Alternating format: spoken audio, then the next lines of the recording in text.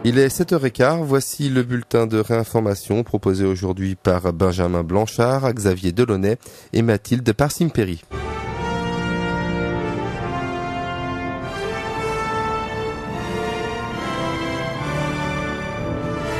Amis auditeurs, bonjour et bienvenue sur Radio Courtoisie pour votre bulletin de réinformation du mardi 15 février 2011.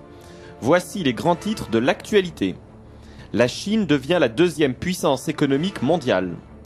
Le gouvernement anglais fait les yeux doux au lobby homosexuel.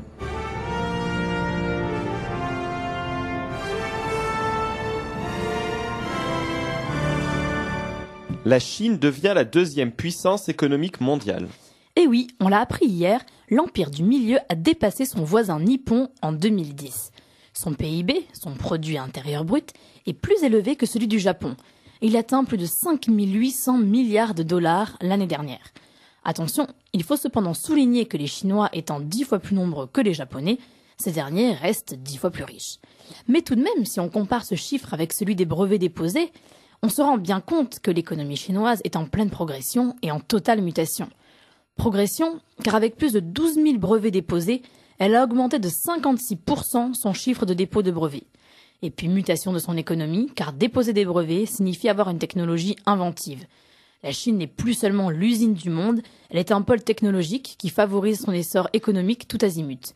Formation d'étudiants, investissement dans la recherche, achat d'entreprises étrangères, et donc de ses brevets. Faut-il pour autant s'en inquiéter ? Eh bien, il serait temps. La Chine est en train de racheter toutes les ressources naturelles qu'elle trouve. Elle stocke l'huile de palme et le riz pour sa population, provoquant ainsi une flambée des prix de ses produits de première nécessité pour certains pays en cours de développement. Bref, autant d'indices sur la formidable puissance que la Chine est en train de devenir. Mais nos dirigeants, au lieu d'essayer d'avoir une économie plus compétitive, ou mieux, au lieu d'essayer de réformer ce système libéral où nous perdons à la fois notre puissance politique, économique, culturelle et démographique, l'encouragent. La preuve, par la gouvernance française du G20, dont un des buts principaux est de favoriser la convertibilité totale du yuan, la monnaie chinoise. Cette mesure est censée réévaluer à la hausse le yuan. Cela permettra peut-être dans un premier temps de freiner les exports du pays de M. Huntao, mais à long terme, cela assoit la prédominance mondiale chinoise. Le gouvernement anglais fait les yeux doux au groupe de pression homosexuel. Le secrétaire d'État à l'égalité, Madame Lynn Featherstone, devrait bientôt publier des propositions pour autoriser les couples homosexuels à organiser leurs cérémonies de partenariat civil dans les églises. Le porte-parole du gouvernement anglais de coalition entre libéraux et conservateurs a confirmé cette information révélée par le Sunday Telegraph. Quelle est la situation actuellement ? En 2005, le gouvernement travailliste a institué le partenariat civil.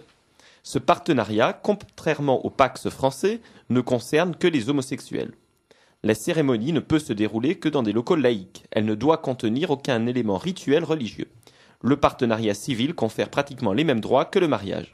Mais les libéraux-démocrates au pouvoir veulent aller encore plus loin. Le projet, soutenu donc par le Parti libéral-démocrate, devrait autoriser la tenue des partenariats civils dans les mosquées, synagogues ou églises. On pourrait même inclure des chants ou lecture de la Bible, le tout conduit par un clerc. Tout cela laisse songeur. D'une part, vu de ce côté-ci de la Manche, il semble étonnant qu'un gouvernement réglemente le déroulement d'une cérémonie religieuse. Mais la reine étant chef de l'église anglicane, le gouvernement a toujours joué un grand rôle dans son évolution. Surtout, on imagine mal des prêtres catholiques, et encore moins des imams, se prêter à une telle mascarade, ou mettre leurs locaux à disposition pour cela. Le projet gouvernemental ne propose pas encore de les y obliger. Il y a quelques jours, le Premier ministre David Cameron décriait le multiculturalisme. Si ce projet est la seule réponse qu'il oppose au multiculturalisme, les Anglais ont du souci à se faire. Et maintenant, la suite de l'actualité. Michel Drucker fait censurer le site de réinformation Novopresse. Il ne fait pas bon égratigner le dinosaure du PAF, Michel Drucker. C'est ce qu'a appris à ses dépens le site de réinformation novopresse.info, qui a été rendu inaccessible pendant plus d'une journée suite à l'intervention du présentateur vedette de France 2. En effet, malmené par une tribune libre de Julien Geoffrey publiée le 25 janvier sur Novopresse, sous le titre « Des mœurs sordides de l'édition », Michel Drucker a réussi, par l'intermédiaire de son avocat maître Jean-Pierre Mignard, à obtenir de la société OVH, hébergeur de Novopresse sur Internet, la fermeture de l'antenne Novopresse pour des propos présentés comme manifestement illicite. L'accusation est-elle justifiée ? Non, et c'est bien là que le bas blesse, car si la charge contre Michel Drucker est virulente, le qualifiant notamment de girouette molle, celle-ci ne dépasse nullement le cadre de la liberté d'expression vis-à-vis d'une personnalité publique. Pas de diffamation donc, pas plus que d'atteinte à la vie privée. L'auteur du texte se bornant, par exemple, à rappeler des faits bien connus et relatés dans toute la presse, comme le différend de Michel Drucker avec l'écrivain français d'origine camerounaise, Calix Beyala, qui lui a valu d'être condamné à verser 30 000 € de dommages et intérêts. Le fait du prince médiatique n'étant pas encore une règle de droit français, l'agence novopresse.info, qui a pu reparaître sur la toile à condition de supprimer le texte iconoclaste, étudie la possibilité de poursuivre Michel Drucker pour cette atteinte manifestement illicite à la liberté de la presse. Le chiffre du jour est 750 000. 750 000 €, c'est ce que coûterait chaque année Christine O'Krent aux contribuables, selon nos confrères de François. Son salaire à la tête de l'audiovisuel extérieur de la France est de 320 000 € net par an, auxquels s'ajoutent 120 000 € de frais et l'usage d'une voiture de fonction. Cela alors que le budget de l'AEF est de 100 millions d'euros par an. Alors que Christine O'Krent est contestée par le personnel depuis plusieurs mois, son indemnité de départ s'élèverait, toujours selon François, à 1,3 million d'euros. À ce prix-là, la reine Christine aurait tort de s'accrocher à son poste. Xavier, à Creil, les quads se jouent de la police. Une nouvelle fois, ce week-end, le centre de Creil a été le théâtre de rodéos sauvages de quad, ces puissantes motos à 4 roues. Sur leurs engins au bruit infernal, des pilotes souvent sans casque perturbent presque quotidiennement la tranquillité des habitants et mettent en danger les piétons environnants. Exaspérés, les riverains ne cessent d'appeler le commissariat qui leur répond invariablement, je cite, qu'ils préfèrent ne pas intervenir. Cette incroyable démission est expliquée par Didier Legrand, secrétaire départemental du syndicat Alliance Police Nationale, qui affirme, je cite, « Nous avons des consignes explicites nous demandant de ne pas entamer de course-poursuite derrière des motos ou des quads. Il y a trop de risques. Si le conducteur se tue ou se blesse dans le cadre d'une course-poursuite, cela peut dégénérer en émeute. Par ailleurs, un policier qui enfreindrait ces consignes pour faire son travail et tenter d'appliquer la loi dans ces zones multiethniques risquerait des sanctions. L'impunité des chauffards est donc assurée dans ces banlieues de l'immigration qui n'ont jamais aussi bien porté leur nom de zone de non-droit. » Mathilde, passionnant article du célèbre Bondi Blog sur le racisme anti-blanc. Le Bondi Blog est un site internet d'information tenu par des jeunes de banlieue, qui a publié hier un entretien avec Tariq Yildiz. Ce jeune homme, 25 ans, diplômé de Sciences Po, est l'auteur d'un ouvrage pour le moins surprenant pour un produit du système, fils d'immigrés, intitulé « Le racisme anti-blanc ne peut en parler, un déni de réalité ». L'auteur a enquêté dans les banlieues et a reçu de nombreux témoignages de jeunes qu'il appelle lui-même français de souche, qui sont persécutés à cause de leur origine ethnique. Il déclare, je cite, « Être blanc, c'est prendre le risque d'être un bolos, à tel point que certains Français s'inventent une origine métissée. » Je cite toujours, « La vraie différence, c'est qu'avant, la banlieue était un lieu de mélange. Il existe des zones où la patte ne prend plus. La loi du groupe prédomine sur celle du vivre ensemble. Des gens de ces quartiers partent de ces zones, laissant ceux qui restent de plus en plus dans l'entre-soi. » Fin de citation. Racisme anti-blanc, zone de non-droit, M. Yildiz dresse un simple constat, le même que beaucoup ont fait depuis des dizaines d'années et qui ont été voués aux gémonies du politiquement correct.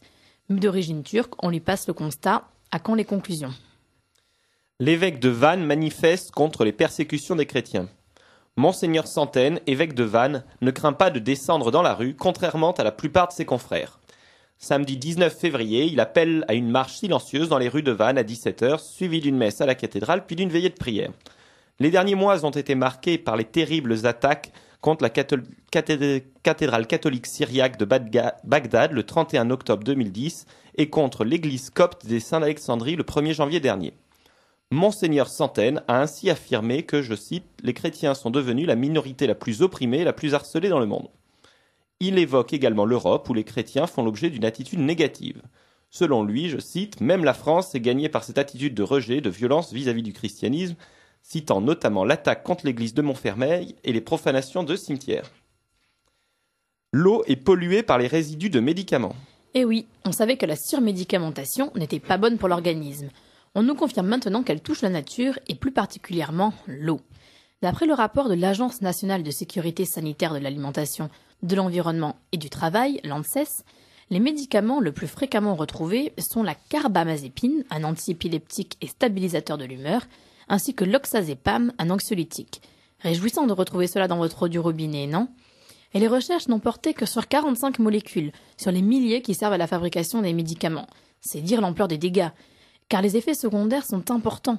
Rappelons par exemple le problème des oestrogènes, contenus dans la pilule contraceptive et qui de l'urine se retrouvent dans les rivières et chamboulent le comportement des poissons mâles, les féminisant. L'avenir nous dira si ce qui est valable pour les poissons l'est aussi pour les hommes.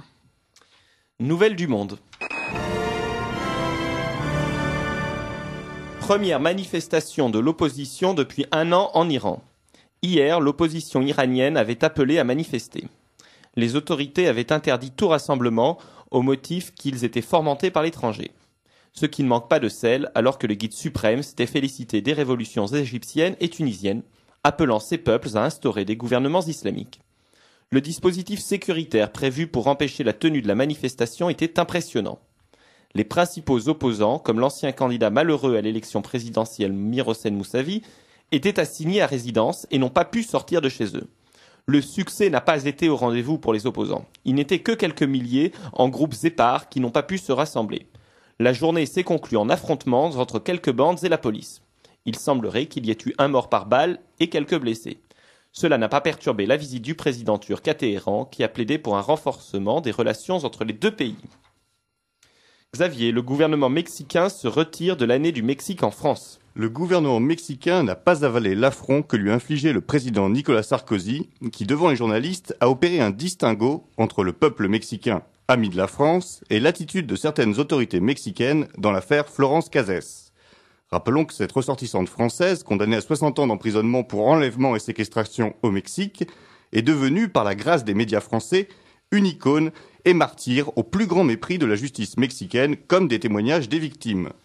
En décidant de dédier l'année du Mexique à Florence Cassés, le président Sarkozy a donc clairement remis en cause la légitimité et la souveraineté de la justice mexicaine. Dans ce cadre, le ministre mexicain des Affaires étrangères a déclaré, je cite, « Le gouvernement du Mexique considère que n'existent pas les conditions pour que l'année du Mexique en France soit menée à bien de manière appropriée et qu'il ne sera malheureusement pas possible pour le gouvernement du Mexique de participer à ces activités. » Offensive laïciste au Québec. Au Québec, le maire de la ville de Saguenay a été condamné par le tribunal des droits de la personne à retirer tout signe religieux de la salle du conseil municipal et à cesser d'entamer les séances du conseil par une prière. En outre, le maire devra verser 30 000 $ aux plaignants à titre de dommages et intérêts. Ce procès feuve a été intenté par un groupuscule anticlérical, le Mouvement laïque du Québec. Amorcé en mars 2009, les audiences ont duré pas moins de 9 jours avant d'être mises en délibéré pendant presque 1 an. L'association anticléricale entend désormais s'attaquer au crucifix placé dans l'hémicycle de l'Assemblée nationale. Rappel de nos grands titres. Le gouvernement anglais fait les yeux doux au groupe de pression homosexuel. La Chine devient la 2e puissance économique mondiale. Gardons l'esprit éveillé et à demain 7h15 pour un nouveau bulletin de réinformation sur Radio Courtoisie.